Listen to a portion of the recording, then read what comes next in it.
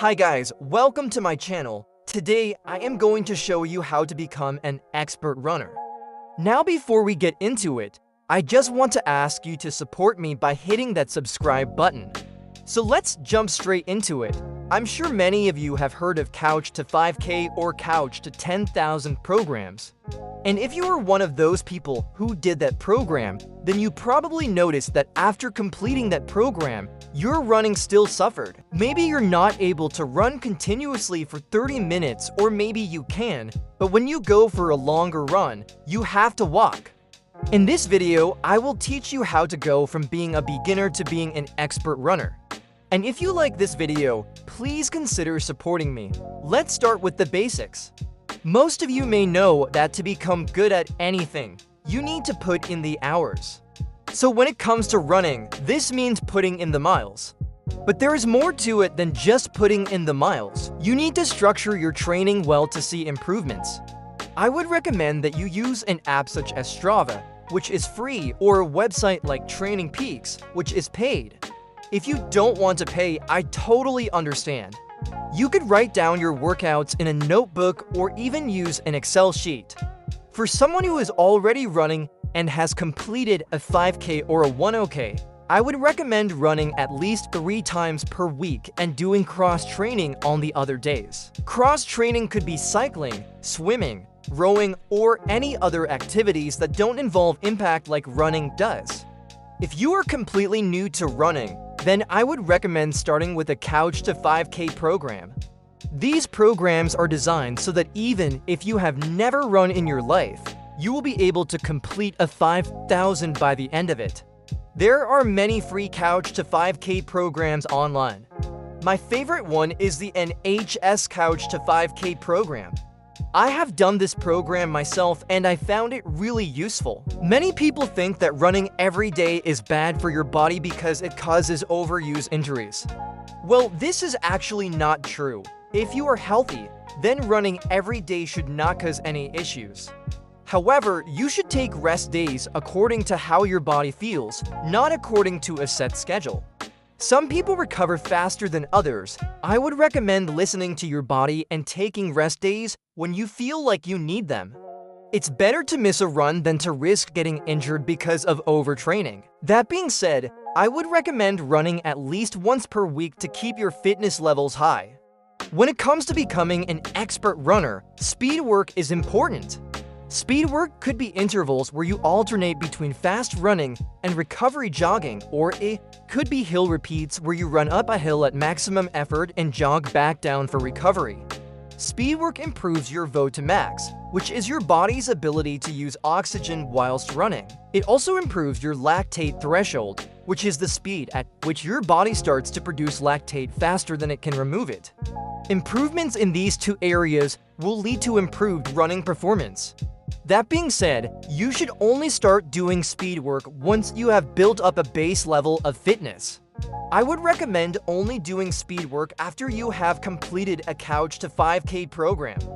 There are different types of training zones you can use to help you during your runs. One of the most popular ones is the heart rate training zone.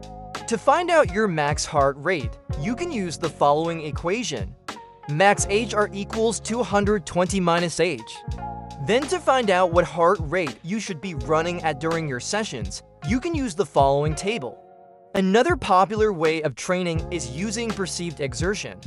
Perceived exertion is basically how hard you feel like you are working. On a scale from 1 to 10, where 10 is maximum effort, you want to aim for zone 4 to 5 during your fast running sessions and zone 2 to 3 during your easy running sessions.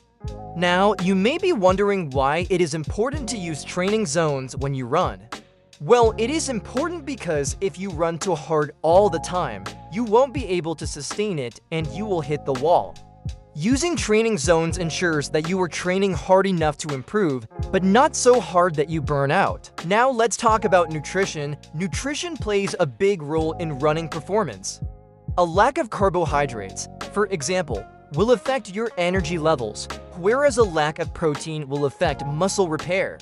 I would recommend eating a diet consisting of 60% carbohydrates, 20% protein, and 10% fats. Carbohydrates are your body's primary source of fuel when running, so it is important to eat plenty of them. Good sources of carbohydrates include oats, brown rice, and quinoa. Protein is important for muscle repair and growth. Good sources of protein include chicken, fish, and beans. Fats should make up around 10% of your diet.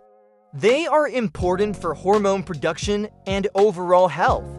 Good sources of fats include avocados, nuts, and seeds. You should be drinking water before, during, and after your runs. Dehydration lowers your performance, so it's important to drink plenty of fluids. How much you should drink depends on the weather and how long your runs are. Generally, you should drink 17 to 20 ounces of fluid to 3 hours before your runs, then another 8 ounces about 15 minutes before your runs. During your run, you should drink small amounts of fluid every 15 to 20 minutes. After your run, you should drink enough fluid to replace the amount of fluid lost through sweat. Many people think that Gatorade or other sports drinks are better for you than water when you run. However, this is not true unless you are running for more than an hour. Sports drinks contain electrolytes, which are lost through sweat. If you are running for less than an hour, then you do not need to worry about electrolytes. Water is fine. It is also important to eat carbohydrates before and after your runs.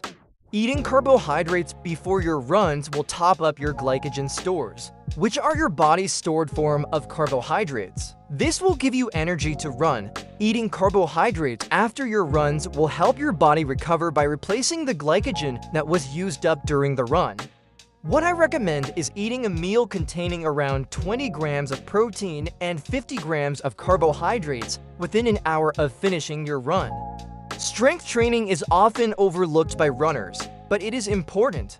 Strength training builds muscle, and muscle mass improves running economy. Muscle mass also reduces the risk of injury. It is also important to build up your eccentric strength, which is the strength of your muscles when they are lengthening under load.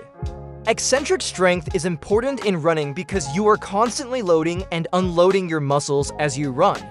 Improving your eccentric strength will improve your running economy and reduce the risk of injury. To build up your eccentric strength, you can do things like step downs, where you stand on a step and lower yourself down onto the ground.